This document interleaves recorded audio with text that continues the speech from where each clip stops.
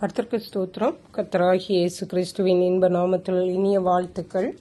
இன்றைய தியானத்துக்காக ஜெபித்த பொழுது தேவன் தந்த வசனம் சங்கீதங்களின் புஸ்தகம் 51 சங்கீதம் 17 வசனம். தேவனுக்கு ஏற்கும் பலிகள் நொறுங்குண்ட ஆவிதான். தேவனே, நொறுங்குண்டதும் நறுங்குண்டதுமான இருதயத்தை நீர் புறக்கணியே. நம்முடைய கர்த்தராகிய இயேசு கிறிஸ்து நொறுங்குண்ட இருதயத்தை புறக்கணியாத தேவன். தேவனுக்கு பிரியமான பலி நொறுங்குண்ட ஆவி. மனித வாழ்க்கையிலே பல்வேறு சூழ்நிலைகளிலே நம்முடைய ஆவி நொறுங்கி போகிறது, நம்முடைய இருதயம் நொறுங்கி போகிறது. அதாவது பல தோல்விகளை நம்முடைய வாழ்க்கையிலே சந்திக்கும் பொழுது, நமக்கு அருமையானவர்களை நாம் இழந்து போகும்போது, நம்மை வேறு யாரோ நமக்கு விரோதமாக பேசும் பொழுது, இவ்விதமாக பல்வேறு காரியங்களினாலே நம்முடைய இருதயம் நொறுங்கி போகிறது. அப்படிப்பட்ட சூழ்நிலையிலே நாம் என்ன செய்வதென்று நமக்கே தெரியாது.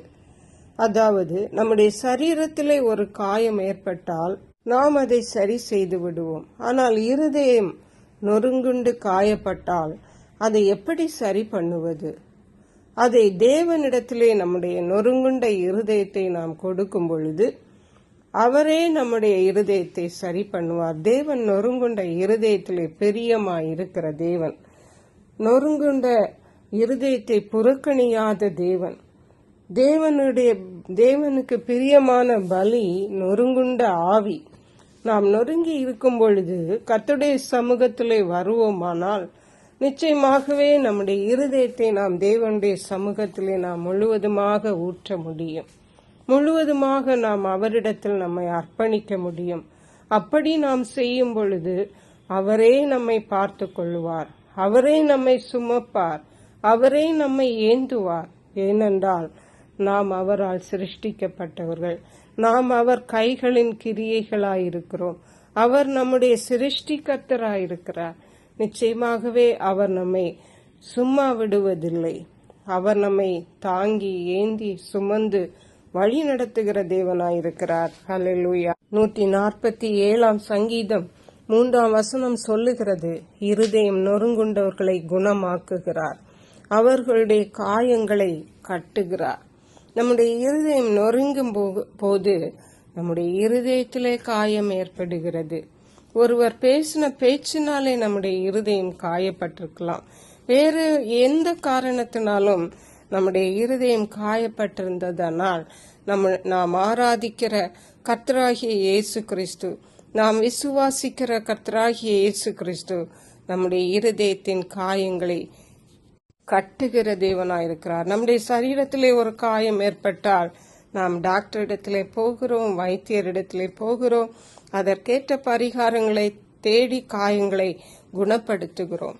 அருமையான கர்த்தருடைய பிள்ளைகளே, இன்றைக்கு நீங்கள் யாராவது இருதயம் நொறுங்குண்டவர்களாய் இருக்கிறீர்கள் என்றால் கவலைப்படாதுங்கள், கர்த்தரிடத்தில் வாருங்கள், உங்கள் இருதயத்தை கர்த்தரிடத்தில் ஊற்றி விடுங்கள். தேவ சமாதானம் உங்கள் இருதயத்தை ஆட்கொள்ளும். நம்முடைய கர்த்தராகிய இயேசு கிறிஸ்து நம்முடைய இருதயத்தின் காயங்களை கட்டுகிறார். நொறுங்குண்ட நம்முடைய இருதயத்தை அவரே குணமாக்குவார். கர்த்தர்க்கென்று நம்மை சாட்சிகளாக வைப்பார். கர்த்தர் தாம் இந்த வார்த்தைகளை ஆசீர்வதிப்பாராக. ஜெபிப்போம். எங்களை கிருபையை நேசித்து பாதுகாத்து வழி நடத்துகிற எங்கள் அன்பின் தகப்பனே, ஆசீர்வதிக்கப்பட்ட இந்த நல்ல நாளுக்காக நன்றி. இந்த நாளிலும் நொறுங்குண்டதும் நறுங்குண்டதுமான இருதயத்தை புறக்கணியாமல் நொறுங்குண்ட இருதயத்தின் காயங்களை கட்டுகிற தேவன் என்பதை எங்களோடு பேசி இருக்கீங்கப்பா. இந்த சத்தத்தை கேட்கிற உடைய பிள்ளைகள் யாராவது நொறுங்குண்ட இருதயத்தோடு இருந்தால் அவர்களுடைய இருதயத்தின் காயங்களை கர்த்தர் கட்டுகிறபடியால் நன்றி பரிசுத்த ஆவியானவரே. துதிகன மகிமை மக்கை செலுத்துகிறோம். இயேசு கிறிஸ்துவின் இன்ப நாமத்தில் ஜெபிக்கிறோம் எங்கள் அன்புள்ள பரமபிதாவே, ஆமென். இயேசு கிறிஸ்துவின் சுவிசேஷம் ஒவ்வொருவரையும் சென்றடையும்படியாக இந்த செய்தியை உங்கள் நண்பர்களுக்கு அனுப்பி வைக்குமாறு தாழ்மையுடன் கேட்டுக்கொள்ளுகிறேன். கர்த்தர் தாமே உங்கள் அனைவரையும் அபரிதமாய் ஆசீர்வதிப்பாராக.